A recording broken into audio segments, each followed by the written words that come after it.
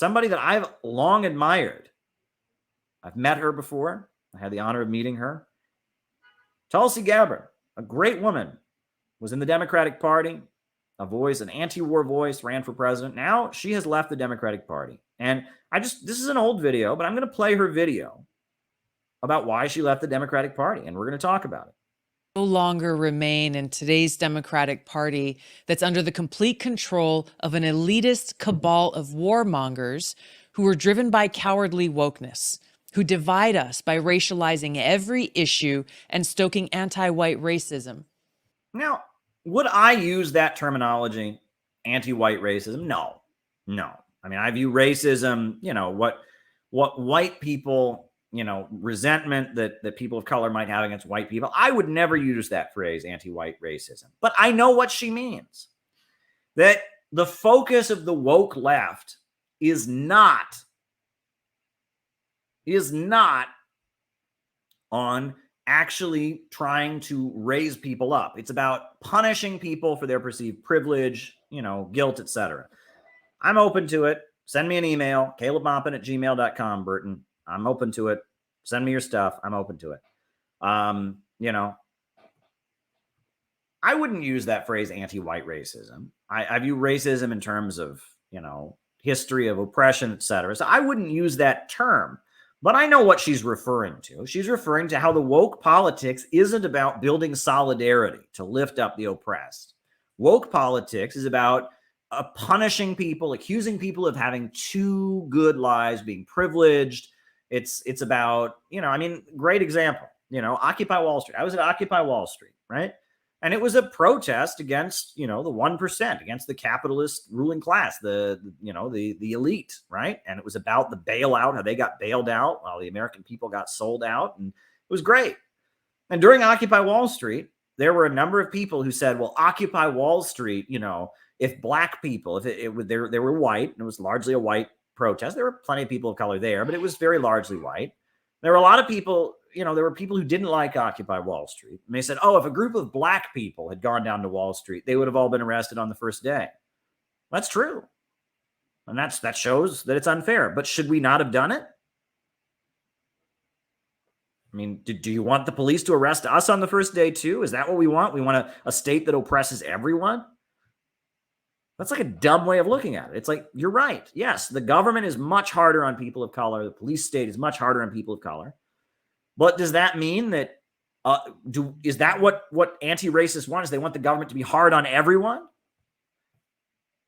Right? They do studies where it's like, statistically white people make more money on the job for doing the same job than black people. That's awful. But shouldn't the goal be to raise up black people so they get the wages too? Or is it to make white people poorer to get revenge? Right? Well, no, the idea should be to raise up people of color so they're not getting less. So there's more equality, right? That's not what these wokes want. No, they want to tear down the white people. It's weird. They again, it's that same wrecker mentality. Well, I've suffered, so I want somebody else to suffer too. No, you shouldn't have suffered. And other people shouldn't be suffering. That's the correct approach. That's the optimistic, moral approach, is to say, if something bad has happened to me, I deserve justice for it, and I want to make sure it doesn't happen to somebody else. If something bad happens to you, your approach shouldn't be to go around saying, oh, well, something bad happened to me, so I want it to happen to somebody else. No, your approach should be, generally, if something bad happens to you, you should want justice for it. You should want some kind of recognition, some kind of consolation. But then you should also want whatever bad thing happened to you to not happen to somebody else. Right? I mean, it doesn't help you in any way. If something bad happens to you, and then whatever bad happened to you happened to somebody else, that doesn't benefit you in any way. If a woman gets raped, right, a horrendous, evil thing happens, does it help her in any way if somebody else gets raped? No, of course not. You get robbed on the street. If you're walking down the street and somebody mugs you at gunpoint and steals your wallet, does it help you in any way if somebody else then gets robbed on the street and mugged? Of course not.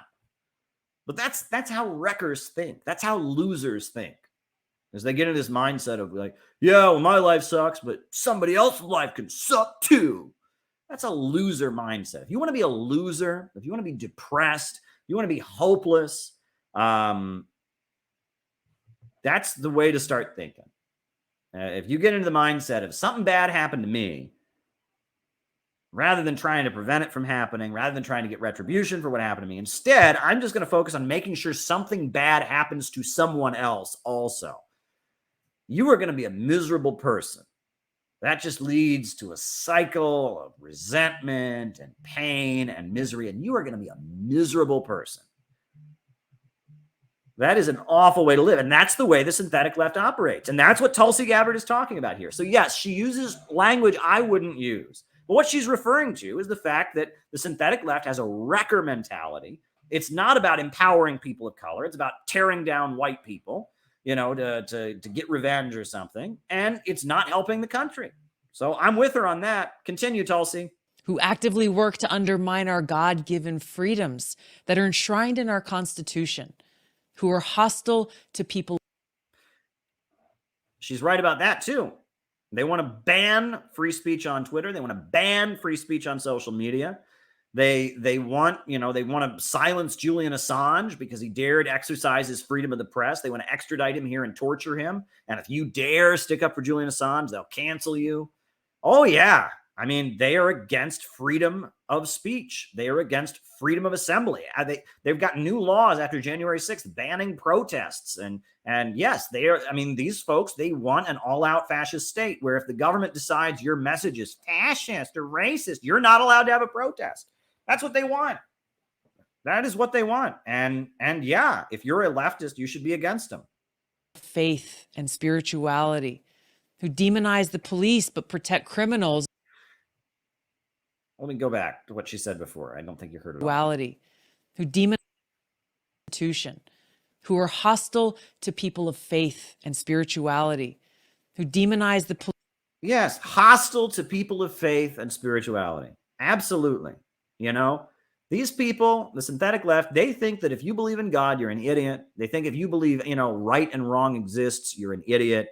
And they think that if you believe there's anything worth living for, if there's any higher purpose worth struggling for, you're stupid. Thought Slime, one of the prominent bread tubers, he said on one of his streams, he said, no one over the age of 7 believes in good and evil.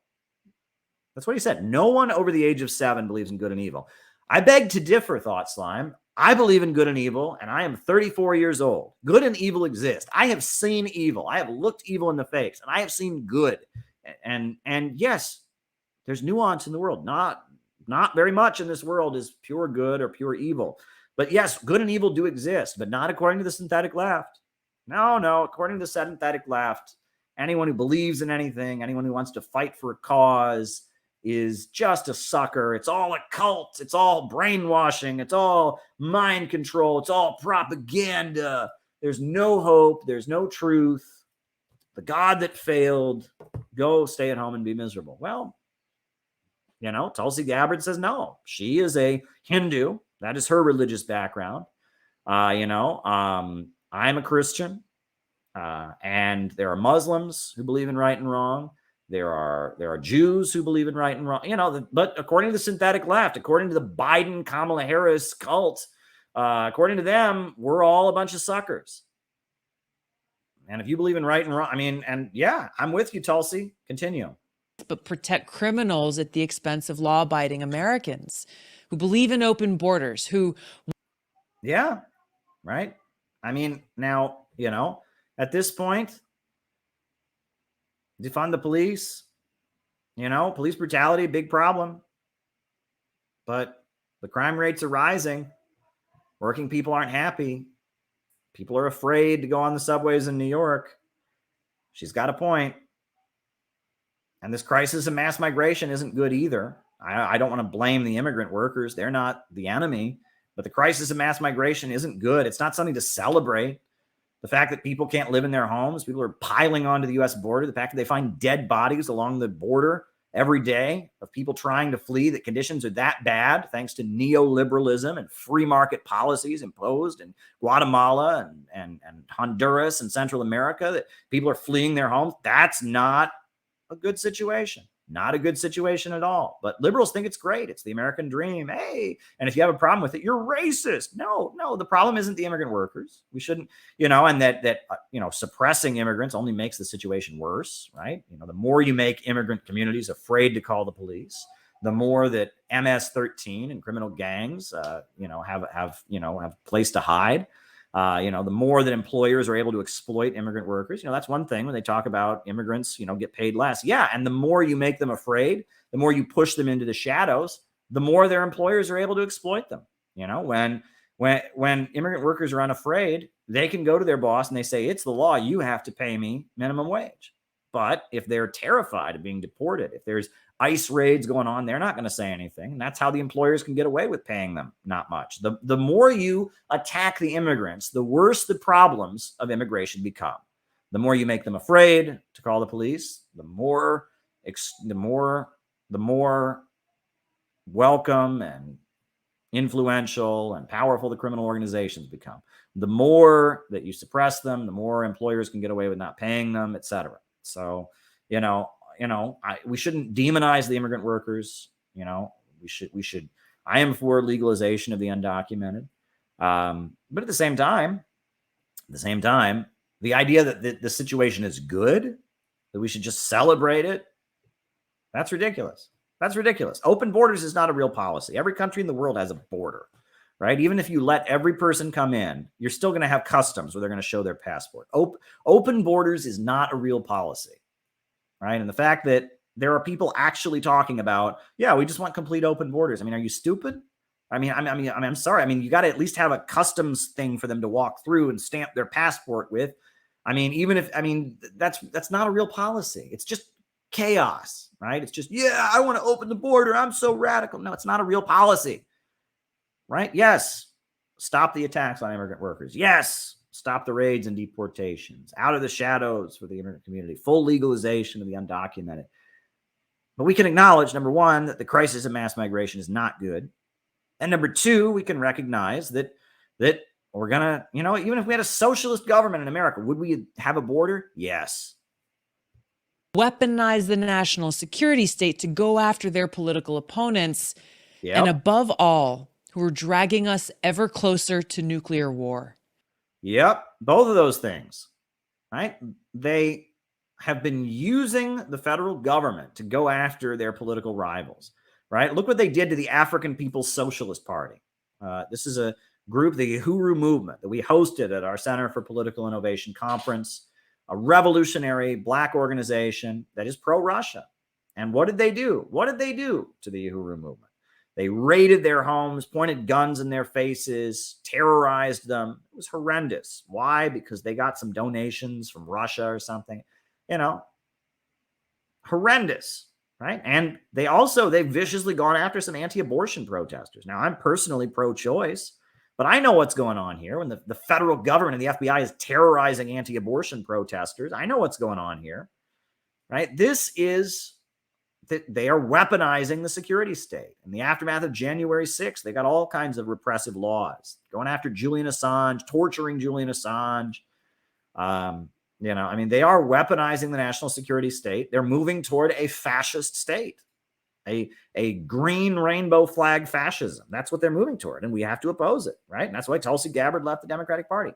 And they're moving us closer to World War III. The squad said they wanted Biden to negotiate. The most lame, mild statement about Ukraine. The most lame, mild statement about Ukraine from Biden.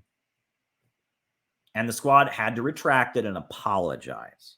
Can you believe this? They had to retract and apologize. It wasn't even a radical statement. They didn't point out that this war was actually started by the U.S. government overthrowing the Ukrainian government in 2014. They didn't point out that the people of the Donbass regions voted overwhelmingly to join with Russia. They first voted for independence, then Russia recognized them, then they voted to join with Russia. They didn't point out the Ukrainian government is suppressing their language, has been bombing them. They didn't point out any of that. All they said was, hey, Biden, you better negotiate. You ought to negotiate something. And what happened? What happened because they said that? They had to apologize. They had to come out and be like, we're sorry, don't negotiate. We're so sorry. They retracted their statement. This is insanity. You're not even allowed to say negotiate in the Democratic Party anymore. The Democratic Party is so committed to escalating tension, to piling weapons into Ukraine, to drive up that oil price and make money for ExxonMobil, BP, Shell, and Chevron, to try and attack Russia and drive Russia off the market because they're a competitor, because they sell their own oil and gas. They are so desperate to keep this war going, to escalate tensions, to keep death happening in Ukraine, that even the squad, they just tried to, in response to the fact that people were heckling them, people from the LaRouche movement and others were heckling them and calling them out for this, they wrote the most mild statement. Maybe you want to negotiate. And then they said, no, you will not. And they said, oh, sorry, sir. Yes. Oh, no, please. We want war. We want war. No negotiations. I mean, it's pathetic. You are not allowed to oppose World War III in the Democratic Party. The Democratic Party is the party of World War III. They are the party of escalating international tensions. And if you want peace, you ain't allowed in the Democratic Party. Now, I believe in a government that's of the people, by the people, and for the people. Unfortunately, today's Democratic Party does not. Yeah. It's interesting. That comes from Abraham Lincoln, right? That was in the Gettysburg Address. Abraham Lincoln said that government of the people, by the people, and for the people shall not perish from this earth. And when I will never forget when I went to an event with the foreign minister of Venezuela, and he was speaking, and he said, Abraham Lincoln said, government by the people, of the people, and for the people. We consider this to be a socialist statement, and we support it. Pretty basic, right? Abraham Lincoln was not a socialist, but the concept of having a government of the people, a government of action that fights for working families, a government that represents the broad masses, a government for the millions and not the millionaires, right? A government of the working class. That is a socialist concept, and it's in our culture, and we should embrace it, right? But anyway, we'll talk more about Lincoln later. Instead, it stands for a government that is of, by, and for the powerful elite. Yep. The Silicon Valley fascists, the big monopolies, the oil bankers, the Rockefellers, the Carnegies, the DuPonts, Gates, the World Economic Forum, the technocratic ultra monopolists. That's who they're for. That is who they are for. And those folks have decided we're not allowed to be religious anymore and believe in God. Those folks have decided that we're going to war with Russia to drive up the oil prices, to make lots of money. Those folks have decided that middle America needs to be canceled and they all need to be poorer to save the environment. They want to drive down living standards. They want to eradicate the American middle class. Those folks have decided that we need an all-out police state to silence dissent. And if you don't agree with them, you ain't welcome in the Democratic Party. That's what the woke fascists believe. That is what they believe. And I mean, you are not allowed to oppose their police state. You are not allowed to oppose their driving down of living standards. You are not allowed to oppose their threats and their escalations internationally. And yeah, I mean, you have to leave the Democratic Party. Now, I'm calling on my fellow common sense, independent-minded Democrats to join me in leaving the Democratic Party. If you can no longer stomach the direction that the so-called woke Democratic Party ideologues are taking our country, then I invite you to join me. Absolutely. That's awesome. I love Tulsi Gabbard.